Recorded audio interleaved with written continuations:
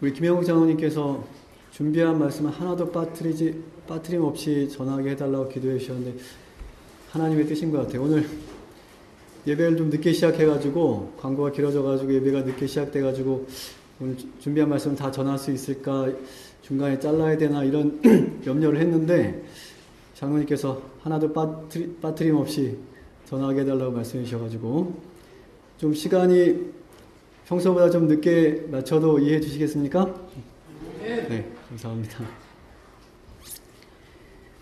우리가 지난 시간에 우리 예수님의 재림이 지체되는 이유에 대해서 말씀을 살펴보셨습니다. 그래서 이제 요약을 해보면 우리가 지금 생각할 때는 예수님의 재림이 지체되는 듯이 보이고 또 실제로 지체되고 있는 것도 사실입니다. 그러나 우리가 나중에 구원받아서 우리가 하늘에 가서 우리의 시간들을 돌아보게 되면 그 시간들이 너무나 신속히 지나갔음을, 예수님께서 속히 오셨음을 우리가 깨닫게 될 것이라고 이렇게 말씀하셨습니다. 그러므로 예수님의 약속에는 문제가 없습니다. 하나님의 약속에는 문제가 없습니다. 그러나 예수님의 재림이 지체되는 가장 주된 이유는 주님을 믿노라고 공언하는 자들 사이에 존재하는 네 가지 요소라고 말씀드렸는데 그 네 가지 요소가 무엇이었죠? 기억하시는 분 계신가요? 예수님의 재림이 지체되는 이유는 사실 예수님의 재림을 기다리는 하나님의 백성들 때문에 지금 예수님 재림이 지체되고 있다는 그런 말씀을 우리가 지난 시간에 살펴보았는데 그 네 가지 요소가 무엇이었습니까? 하나라도 말씀해 보시죠. 네, 준비되지 못했는데 무엇 때문에요? 네? 네, 영혼을 구원하기 위해서. 그것은 예수님께 재림에 지체되는 이유 중에 하나였습니다. 주님을 믿노라고 공언하는 자들 사이에 존재하는 네 가지 요소가 무엇이었죠? 제가 지난 시간에 짧게 강조했었는데요. 그것은 불신과 세속주의와 그리고 미지근한 상태 그리고 분쟁. 누구에게 있는? 주님을 믿노라고 공언하는 자들 사이에 존재하는, 바로 오늘 우리들 사이에 존재하는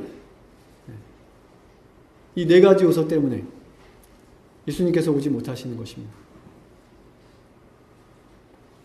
참 아이러니하죠. 예수님의 재림을 기다린다고 하는 우리들 사이에 우리들 문제 때문에 우리가 준비가 안 돼서 예수님 못 오신다는 게 정말 아이러니가 아닐 수가 없습니다.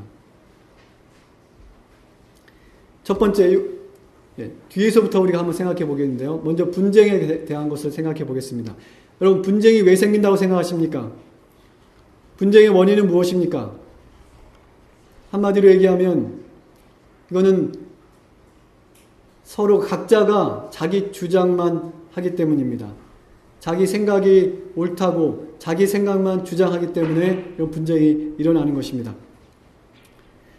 근데 이렇게 여러분들 이렇게 얘기를 하실 때 들어보면 딱히 잘못된 그런 이야기를 하시는 분들은 별로 없어요. 다 이렇게 들어보면 다 일리가 있고 다 좋은 생각들이고 좋은 그런 주장들입니다. 그런데 그 여러 의견들이 이렇게 잘 조율되는 것이 어려운 것 같아요. 그래서 우리에게는 여러 사람이 있기 때문에 여러 생각과 여러 의견들이 있을 수가 있는데 그것들을 잘 이렇게 조율할 수 있는 그런 이 기술과 영적인 센스가 우리에게 필요한 것입니다. 그러니까 태장교회에 와서 직원회나 또 여러 가지 이렇게 회의들을 하면서 지금까지는 제가 느낀 것은 우리 태장교회는 이렇게 주장하는 분들이 없는 것 같아요. 모든 회의가 이렇게 원만하게 잘 되고 있다고 생각합니다. 그러나 우리가 함께 노력해야 될 부분들은 여전히 있습니다. 엘렌 화이트 부인 그 서신 1892년도 서신에 보면 이런 말씀이 있어요. 진리 안에 있는 모든 신자의 증언은 하나 같아야 한다. 형제 자매들 가운데서 전투적인 정신을 일으키는 모든 사소한 의견 차이는 사단이 우리 앞에 놓인 위대하고도 두려운 문제들로부터 사람들의 마음을 벗어나게 만드는 계책이다. 이렇게 말씀합니다.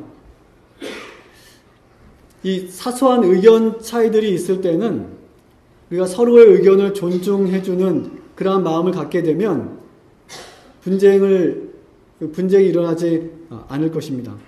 근데 문제가 뭐냐면 대부분 문제들이 다 이 사소한 것에서 이 분쟁이 일어난다고 하는 사실이에요. 여기서 말씀하고 있는 사소한 것들이라고 하는 것은 절대 변할 수 없는 우리 신앙의 원칙을 말하는 것이 아니라 이렇게 해도 되고 저렇게 해도 되는 그런 거. 우리 신앙의 원칙을 벗어나지 않는 선에서 이렇게 해도 괜찮고 저렇게 해도 괜찮은 분, 조금 더 해도 되고 조금 덜 해도 되는 이런 문제들 말하는 거죠. 초기 문집 119페이지 말씀해 보시면 만일 교만과 이기심을 버린다면 대부분의 문제들은 5분 내에 해결될 수 있을 것이다. 이 말씀을 잘 아시잖아요. 우리 재림교인들은 이 말씀에 굉장히 익숙하다고 생각이 되는데 대부분의 문제들이 5분 내에 해결될 수가 있습니다. 무엇을 버린다면요? 각자의 마음속에 있는 이기심과 교만심 이런 것들을 버리게 되면 이 교만이나 이기심은 그건 자기 사랑의 하나의 어떤 하얼링이 나는데 이 교만과 이기심은 자기 사랑의 하나의 이 표본입니다. 다시 말하면 이것은 잘못된 사랑입니다. 율법에는요, 10계명에는 괜찮습니다. 네, 괜찮습니다. 10계명에는 자기를 사랑하는 계명이 있다. OX.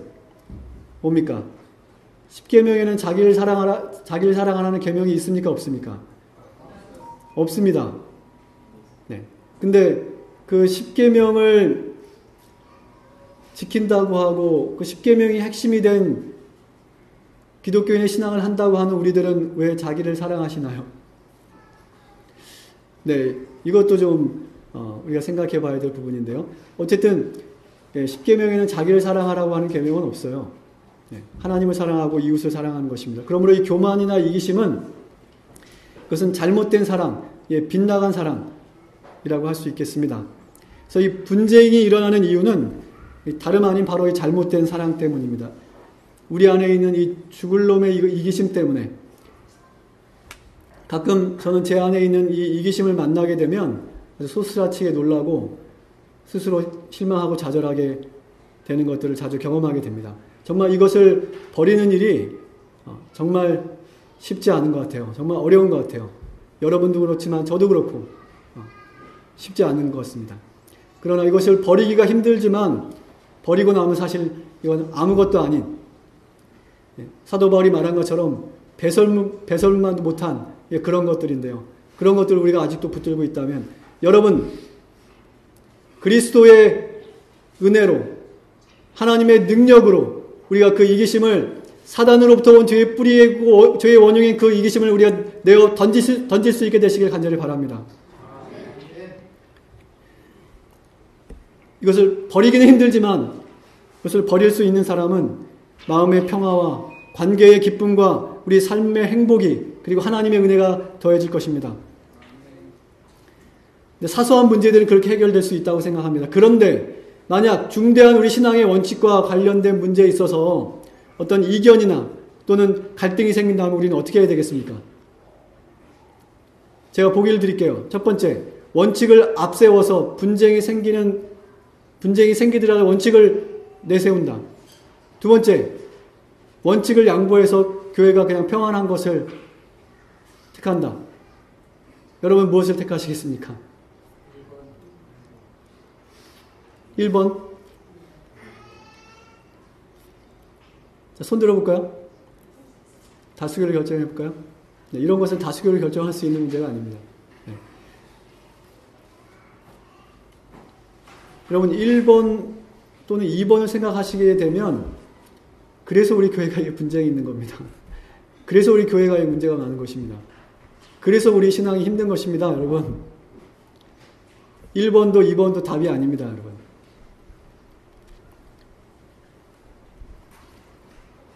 우리가 잘못된 것이 우리 신앙의 원칙에서 왜 잘못된 것이 있을 때, 또 말씀에 위배된 어떤 것이 있을 때 그것을 말하지 않고 넘어가면 그런 문제가 해결되는 것이 아닙니다. 점점 더 심각하게 될 것이고, 그럼 무관심은 결코 사랑이 아닌 것을 우리가 알고 있습니다.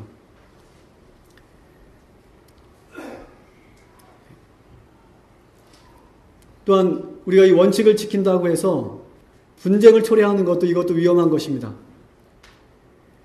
우리는 개인과 가정과 또 우리 교회 안에서 성경의 참된 신앙의 원칙들을 반드시 지켜나가고 잘못된 부분들이 있다면 바로 잡아야 되는 것이 맞습니다. 그런데 그 방법이 문제인 것입니다. 방법이. 그 방법은 무엇이냐? 그것은 비판이나 질책이나 어떤 책망이 아니라 그것보다는 그리스도의 은혜와 사랑으로 하는 것이죠.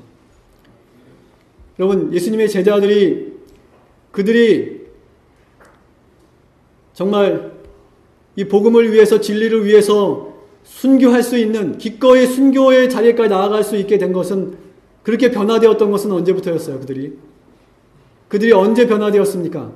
그렇게 무식하고 자기밖에 모르고 세속적 야망에 휩쓸려 있던 이 제자들이 의심 많았던 이 제자들이 언제 바뀌었습니까? 십자가를 통해서 그들이 바뀌었습니다. 그들이 십자가의 사랑을 경험한 다음에 그들의 그 모든 이기심과 그들의 모든 못난 모습들을 다 버리고 내려놓고 그리고 오직 그리스도의 복음만을 위해서 그들이 헌신하고 자신의 생명까지 버리는 것을 주저하지 않았습니다. 여러분, 결코 인간의 이 말과 책망 이것으로는 결코 변화될 것이 없고 변화될 사람이 없어요. 우리가 교회 안에 원칙이 분명히 있어야 됩니다. 그 원칙을 세울 때 우리는 사랑으로 해야 됩니다.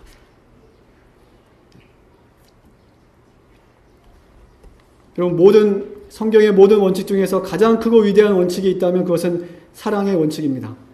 여러분, 이 사랑이 이것이 대원칙이에요. 모든 율법, 그 율법이 다 이 사랑으로 요약되는 것입니다. 모든 원칙의 근간이 되는 것이 사랑입니다. 그러므로 여러분, 이 사랑으로 원칙을 세워야 됩니다. 사랑으로 원칙을 세울 수 없는 것은 결국 분쟁과 그리고 파멸을 초래할 수 있는 것입니다.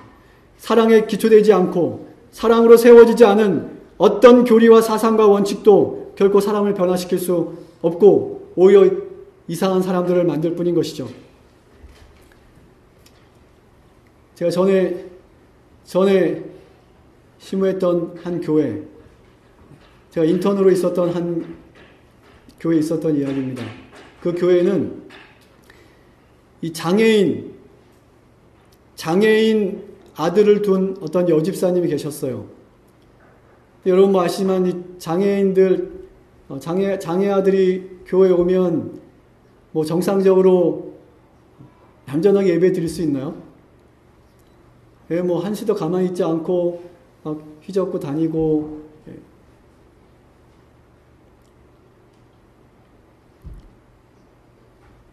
그러죠. 네. 그런데 얼마 있다가 이 집사님이 장애인 아들을 둔 이 집사님이 교회를 안 나오시는 거예요. 그래서 제가 담임 목사님 모시고 이 여집사님을 찾아갔어요. 근데 그때 그분이 하는 이런 얘기를 하셨어요. 그분이 나는 지금 다른 교회를 나가고 있대요. 집 가까이에 있는 장로교회를 나가고 있대요. 근데 그 교회 가면 마음이 편하대요. 그리고 그 교회는 이 장애인 아이들을 데려가면 그 교회 여집사님들이 딱 그 아이를 딱 맡아가지고 그 여집사님들이 그 아이를 딱 돌봐주기 때문에 자기는 편안한 마음으로 예배를 잘 드릴 수 있기 때문에 그 교회를 나간다고 그렇게 얘기합니다. 그 교회가 가르치는 것이 진리가 아닌 줄은 알지만 그 교인들의 그 사랑에 감동돼서 감사해서 그 교회를 나가고 있다고 얘기합니다. 저희가 할 말이 없었어요. 그분에게 어떤 위로도 해줄 수가 없었습니다. 왜? 우리 교회는 그 장애 아이가 와서 문을 쾅쾅 닫고 돌아다니면 누구나 할 것 없이 아이를 왜 이렇게 내버려 두냐고, 왜 이렇게 교육을 하냐고 그 엄마한테 계속 부담과 상처를 주기 때문에 할 말이 없었습니다. 네. 그냥 나왔어요.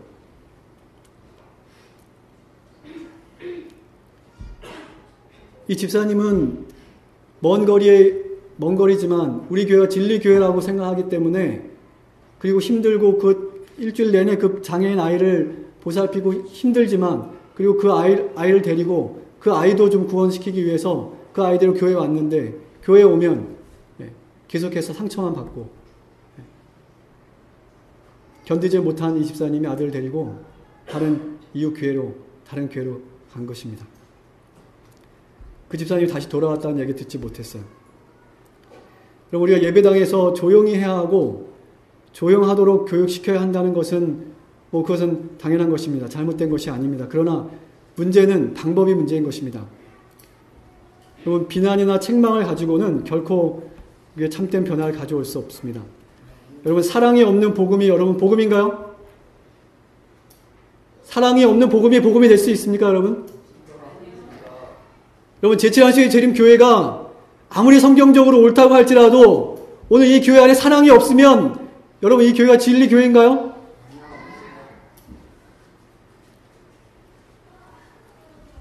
여러분, 사랑이 없는 교리는 그 교리 자체는 옳을지 몰라도 결코 사람을 변화시키는 진리의 가마력은 있을 수가 없습니다. 이 교회 안에는 반드시 사랑이 있어야 돼요.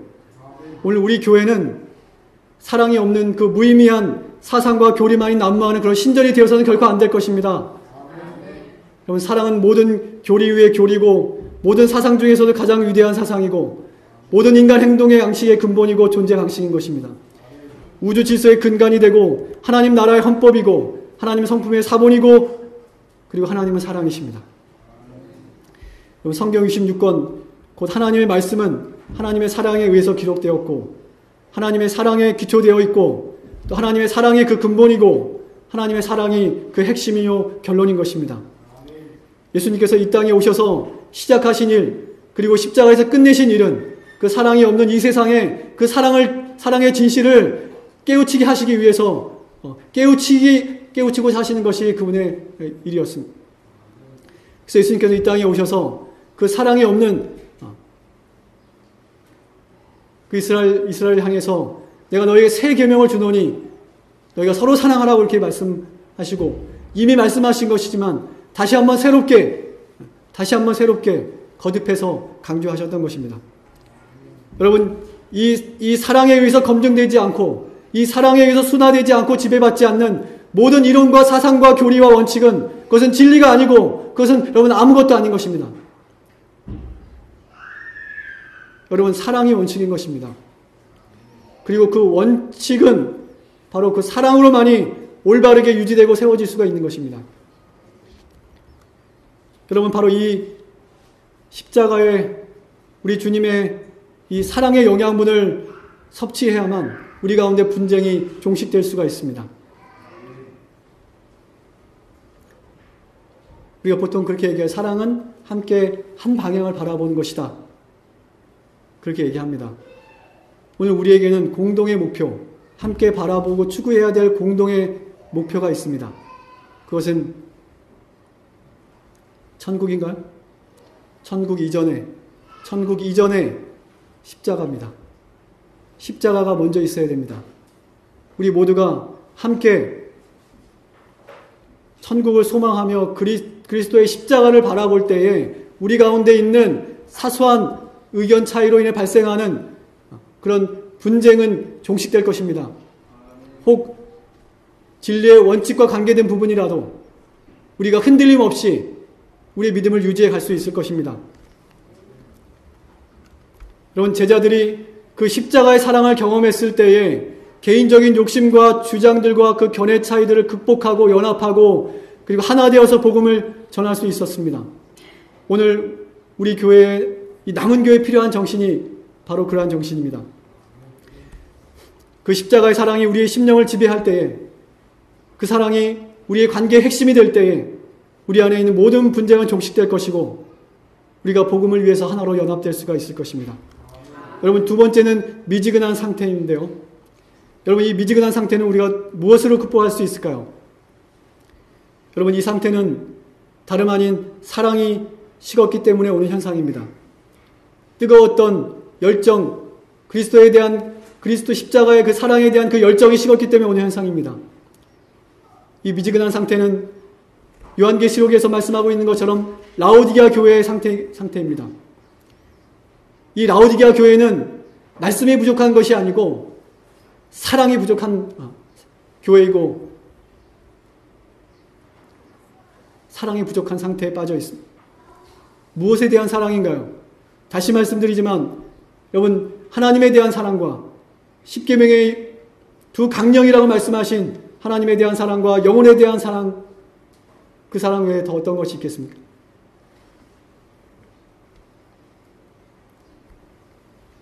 십계명에 나타난 이 두 강령, 하나님에 대한 사랑과 이웃에 대한 사랑, 우리가 하나님에 대한 올바른 그리고 진실한 사랑이 있으면 그 사랑은 자연스럽게 우리 이웃에게로 영혼에게로 흘러가게 되어 있습니다.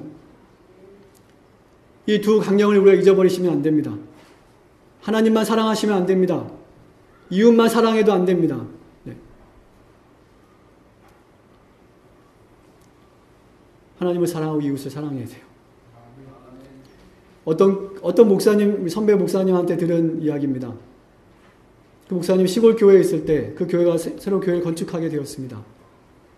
근데 한 장로님이 그 교회를 건축할 때 우리 교회는 하나님과 다이렉트로 연결되어야 된다라고 주장을 해가지고 십자가가 아니고 이렇게 일자로 일자를 세워야 된다고 주장을 해서 결국엔 그렇게 세운 것입니다. 근데 그 장로님이 교회 안에 문제가 있어가지고 그 장로님이 교회를 떠나게 됐어요. 그러지 말아야 되는데 이 장로님이 떠나고 난 다음에 이 교회 직원이 다시 의논해가지고 십자가를 다시 세웠습니다. 그것을 보고 그 이웃 사람들이 하는 말이 말뚝교회가 십자가 교회가 되었다, 이렇게 얘기했답니다. 그리고 십자가는 교차로입니다. 하나님에 대한 사랑과 또 이웃에 대한 사랑이 만나는 곳입니다. 우리 초대교회 성도들이 십자가의 사랑과 구원을 경험함과 동시에 그 영혼에 대한 사랑과 책임으로 고무되어져서 그리고 그들이 마음을 합하여서 그 영혼을 구원하기 위해서 그리고 복음을 증거하기 위한 힘과 능력을 그들이 얻기 위해서 그들이 마음을 합하여서 기도했을 때 그때 성령께서 임하셨고 그 결과로 수많은 영혼들이 구원을 경험하고 하나님의 교회는 전에 없던 부흥의 역사를 이루었던 사실을 우리가 잘 알고 있습니다. 여러분, 이 교회 안에 있는 이 미지근한 상태도 우리가 사랑으로 극복할 수가 있습니다.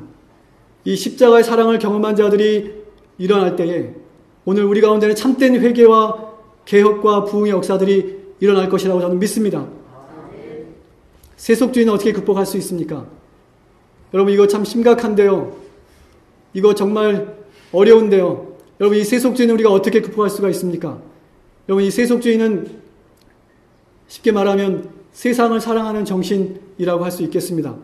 요한일서 2장 15절에는 이 세상이나 세상에 있는 것들을 사랑하지 말라. 누구든지 세상을 사랑하면 아버지의 사랑이 그 안에 있지 않다라고 말씀하고 있습니다. 여러분 안에는 지금 그리스도의 사랑이, 우리 아버지의 사랑이 여러분 마음속에 머물러 있습니까? 여러분, 세상에 대한 사랑은 곧 물질에 대한 사랑입니다. 물질은 우리의 이기심과 이 없어야만 되는,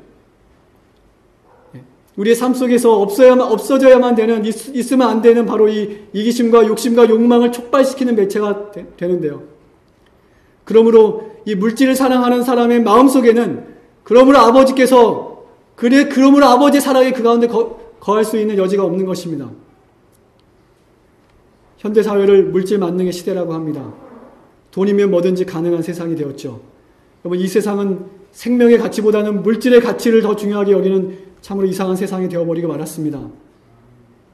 정말 돈 때문에 죽고 죽이는 세상이 되었고, 돈을 위해서는 몸도 팔고 마음도 팔고 영혼까지 파는 그런 세상이 되었고, 돈만 있으면 권력도 명예도 사람도 살 수 있는 그런 세상이 되어버렸습니다. 돈이 결부되면 모든 것이 부패되고 타락되고, 종교도 정치도 스포츠도 모든 것이 그 순수한 의미와 목적을 상실해버리고 돈 잔치로 전락해버려서 사람들의 미움거리와 사람들의 고통거리가 되어버리는 것입니다. 여러분 교회가 돈으로 세워졌다고 생각하십니까? 여러분 이 교회가 돈으로 움직여진다고 생각하십니까? 여러분 교회도 돈이 필요하지만 결코 돈으로 움직여지는 것이 아닙니다. 이것은 여러분 이 교회는 이 살아계신 하나님의 말씀으로 세워졌고 하나님의 은혜와 능력의 역사로 운영되고 있음을 여러분 기억할 수 있게 되시기 바랍니다. 우리 교회가 정말 돈으로 운영된다고 생각한다면 그건 큰 오산이고 착오입니다. 여러분 만약에 우리 교회가 정말 돈으로 운영되는 곳이라면 여러분 이 교회도 세속화된 것입니다. 여러분 이 교회는 희망이 없습니다. 여러분 그러나 이 교회는 결코 돈으로 운영되는 것이 아닙니다. 주님을 믿노라고 공언하는 자들의 물질을 사랑하는 마음이 하나님의 말씀으로 새롭게 되고 거듭나야 될 이곳이 이 교회조차도 세속화되고 있다고 하는 사실입니다. 여러분.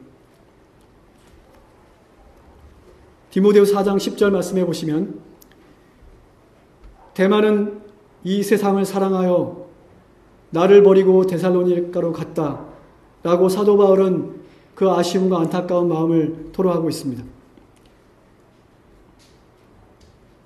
세상을 사랑해서 교회를 떠난 이 데마처럼 여러분 이 세상이 주는 물질적 가치, 이 편리함과 이 안락함과 이 화려함과 이 쾌락을 추구하기 위해서 신앙을 버리고 교회를 떠난 분들이 많이 있죠. 이 세상을 사랑하는 마음을 가지고 이 교회 안에 있는 것은 정말 그야말로 고역이고 힘든 것입니다. 혹 우리들 중에 양다리 걸치고 계신 분들 계십니까? 여러분 우리 마음 한켠에 있는 이 세상을 사랑하는 마음, 이 물질을 의지하는 이 마음을 우리가 내려놓지 않게 된다면 우리도 언젠가는 이 대마처럼 우리 신앙과 믿음을 버리고 이 교회를 떠나게 될 것입니다. 이 부자 관원도 물질을 사랑하는 그 마음을 내려놓지 못함으로 인해서 결국 예수님을 등지고 돌아섰고 그리고 천국을 잃어버렸죠. 로마서 12장 2절에는 너희는 이 세대를 본받지 말라고 말씀하고 있습니다. 오직 마음을 새롭게 함으로 변화를 받아 하나님의 선하시고 기뻐하시고 온전하신 뜻이 무엇인지 분별하라고 우리에게 권면하고 있습니다. 여러분 물질이 우상이 되어버린 이 세상을 본받지, 이 세대를 본받지 않게 되시길 바랍니다. 그것은 오늘 우리의 영혼을 불행과 사망으로 인도하는 그런 길인 것입니다. 마태복음 7장 13절에는 좁은 문으로 들어가라고 말씀하십니다. 멸망으로 인도하는 문은 크고 그 길이 넓어서 그리로 들어가는 자가 많다고 말씀하고 경고하고 있습니다. 여러분 유한한 이 세상과 유한한 이 물질이 우리 삶의 목적이 되어서는 안 됩니다. 이 세상의 세속적인 물결에 우리가 휩쓸리면 안 될 것입니다. 이 물질과 쾌락이 대세가 되어버린 이 세상의 노선을 우리가 따라가면 결코 안 될 것입니다. 성도는 이 세상과 구별된 삶을 사는 사람들입니다. 그러므로 성도들만의 구별된 삶의 방식이 있는 것입니다. 여러분, 그들은 세상 사람들과 길이 다르고 방향이 다르고 그리고 목적이 다른 사람들입니다.